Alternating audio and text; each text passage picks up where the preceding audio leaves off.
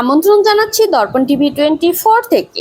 সুজানগরে content creator Simon সাজিদের বাড়িতে হামলার অভিযোগে আওয়ামী লীগ সমর্থকদের নাম। ভারত ও ফ্যাসিবাদ বিরোধী কন্টেন্ট তৈরি করায় পাবনার সুজানগরে কন্টেন্ট ক্রিয়েটর সাইমন সাজিদের বাড়িতে হামলা, ভাঙচুর ও লুটপাটের অভিযোগ উঠেছে স্থানীয় আওয়ামী লীগ সমর্থকদের বিরুদ্ধে। শনিবার 28 জুন সন্ধ্যা 6টার দিকে সুজানগর উপজেলার দুলাই ইউনিয়নের চর জোড়াপুকুরিয়া গ্রামে এ হামলার ঘটনা ঘটে। পরদিন রবিবার 29 জুন দুপুরে সুজানগর থানায় লিখিত অভিযোগ দায়ের করেন ভুক্তভোগী সাজিদ সাইমন। অভিযোগ সূত্রে জানা গেছে, ভারত বিরোধী ও ফ্যাসিবাদের বিরুদ্ধে বিভিন্ন সমালোচনামূলক কন্টেন্ট তৈরি করে নিজের ফেসবুক পেজে পোস্ট করতেন সাইমন। এতে ক্ষুব্ধ হন স্থানীয় আওয়ামী লীগপন্থী একটি গ্রুপ। ঘটনার দিন সন্ধ্যায় আমিরুল ইসলাম হোসেন, রফিকুল ইসলাম, জামাল উদ্দিন, মুক্তার হোসেন সহ 15 থেকে 20 জন দেশীয় অস্ত্রশস্ত্র নিয়ে সাইমনের বাড়িতে হামলা চালায়। তারা বাড়ির আসবাবপত্র ভাঙচুর ও লুটপাট করে এবং পরিবারের সদস্যদের মারধর করে। যাবার সময় কন্টেন্ট তৈরি বন্ধ না করলে প্রাণনাশের হুমকি দেয় বলেও অভিযোগে উল্লেখ রয়েছে।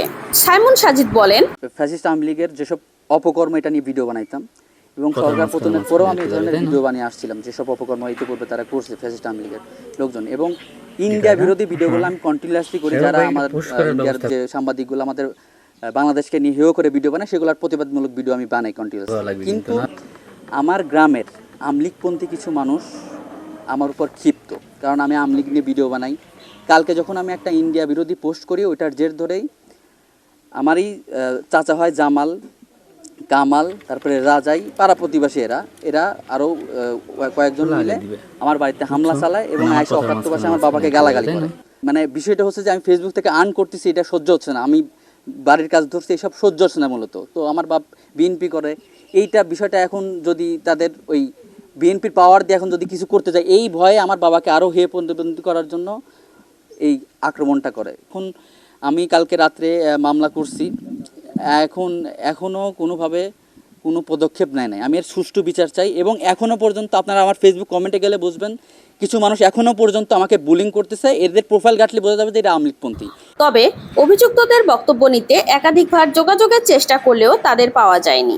স্থানীয় সূত্রে জানা গেছে, ঘটনার পরপর থেকেই তারা পলাতক রয়েছে। আমরা যখন এইটা শুনি তখন আমরা বাজাতেন, আমার প্যালেন্সি আনন্দ ছিল, রকমত খালি, রাসেল আরও অন্যান্য লোকজন নেতা করবে, আমরা নিয়ে চলে আসি দেখি যে একটু ভাঙচুর আবি যায়, কিন্তু ওদের পাইনি আর কি। আমরা এইভাবেই আসি, আমরা সব কিছু দেখি টেখি, তখন আমরা গেছি যে বসে এটা শোনামেলা করবো অথবা দেখবো কীভাবে কী করা যায়, এটা নিয়ে আমরা নেতৃত্বের সাথে আলাপ টালাপ করছি। এইভাবেই আলাপ টালাপ করেছি, করে আজকেও বইছিলাম আমাদের সভাপতি মাস্টার হাবিবুর রহমান মাস্টার, ওনার সাথে বইছিল, ওনাও ওই কথাই বলছে। এ বিষয়ে সুজানগর থানার ভারপ্রাপ্ত কর্মকর্তা ওসি মুজিবুর রহমান বলেন, অভিযোগ পেয়েছি, বিষয়টি তদন্ত করে প্রয়োজনীয় আইনগত ব্যবস্থা নেওয়া হবে। দর্শক, এতক্ষণ দর্পণ টিভি 24 এর সাথে থাকার জন্য ধন্যবাদ।